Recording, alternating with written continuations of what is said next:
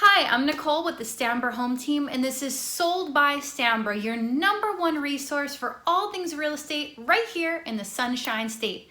And today I'm talking about preparing your home for sale in today's market. A lot has changed over the years, and the real estate market is a little different than it may have been back when you purchased your home several years ago. So stay tuned, because by the end of this video, I'm going to share with you 5 tips to prepare your home for sale in today's market. Tip 1, get your ducks in a row. By that, I mean there's a lot of back-end administrative work that you can start doing today before you even consider interviewing agents. So for example, get all of your documents from when you purchased your home years ago. Maybe you have it in a file, a safe, a deposit box, wherever that deed and title policy is. Dig it up, put it together, and start getting your files organized. This paperwork is key for you as well as the buyer and your listing agent to get a smooth deal done. Also, if you've purchased your home in the last 3 years, you may qualify for a reduction in your title policy at closing. That's just more money in your pocket when you sell your home. Tip 2. Get all of your warranty and appliance information together. So for example, if you had to replace your HVAC system in the last few years, get that document together, whether it's your receipts or a home warranty, whatever you have paperwork on file, start putting that together in a binder. Same thing for any of your appliances. If you got a new washer and dryer or a new refrigerator, oven, stove, those are all great documents to have together, especially if you had any warranty packages that you purchased along with it. Put it in a binder. It really shows that you're organized, you've taken good care of the home, and the buyers will appreciate that information as well. Tip 3, get your last 12 to 24 months of utility bills together. Your water, your electric, gas, propane, whatever it is that your home operates on as far as your fuel and power, start gathering those documents. These are typical questions that buyers often ask when purchasing a home, especially if they're moving up from a condo to a larger single-family home. The buyers are likely aware that their utility bills are going to increase, so they want to start running those numbers in their home to make sure that they can afford this home as well as all the operating costs involved. Same goes with any of your service companies, your pool guy, your landscaper, your cable and utility bills, if those are included as part of your monthly HOA or if they're a separate payment every month. It's just really helpful to help a smooth transition for the buyer to make an offer knowing all of these extra fees up front rather than being surprised during the inspection period. Tip 4, home inspection. I know it sounds a little unconventional. You're thinking, well, don't the buyers do an inspection when they make an offer? Yeah, of course, that's part of the sale process. But what if you got ahead of things and were prepared so that when that time came for a buyer to make an offer, you knew that your home had a clear bill of health? Sounds like a pretty good idea, right?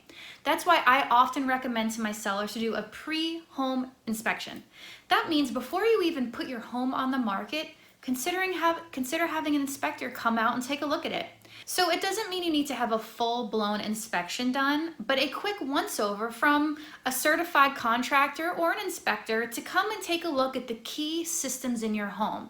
For example, your HVAC, your hot water heater, as well as your roof. These are some of the main concerns that buyers have when purchasing a home, and those are some of the key areas inspectors will focus on when they come to do the inspection. So getting ahead of the ball will actually benefit you as well as the buyer, because there's peace of mind knowing that there won't be anything that comes up during that key inspection period.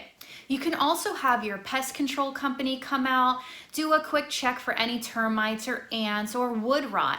That's also something that often comes up in homes, especially in Florida, and especially wood frame homes. There's often going to be some kind of wood decay or wood rot that they come across during that termite inspection.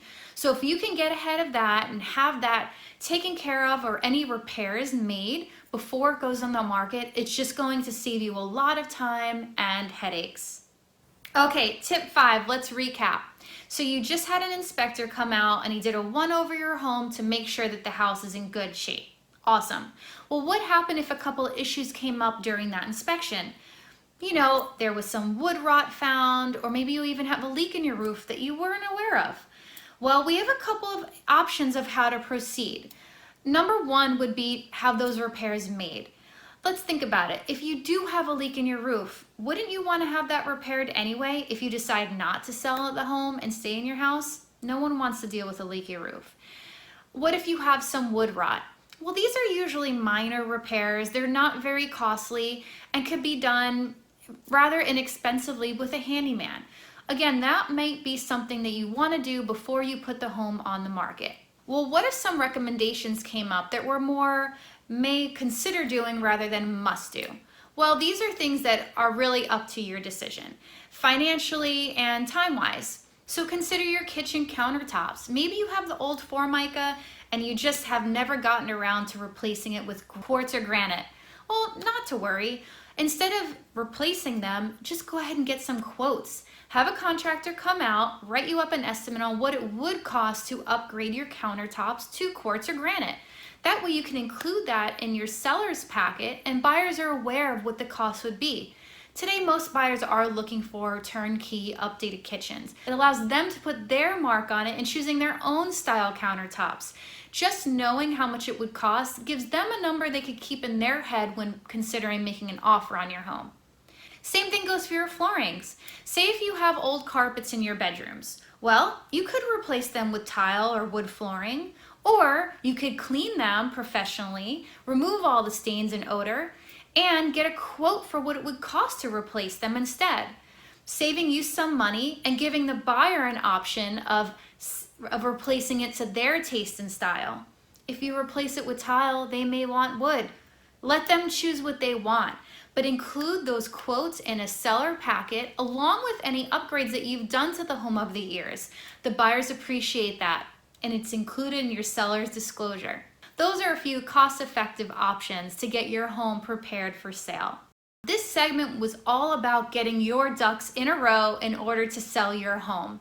It's a lot of work to get your home prepared for sale, but taking these steps ahead of time is really going to save you a lot of time and headaches when it is time to put your home on the market. It's just doing your due diligence and getting your home in the best shape possible to get the most money for it and sell it quickly. I hope these 5 tips were helpful. If you like them, give me a thumbs up, comment below, and consider subscribing to my channel. Every week I put out new content for all things real estate in the Sunshine State.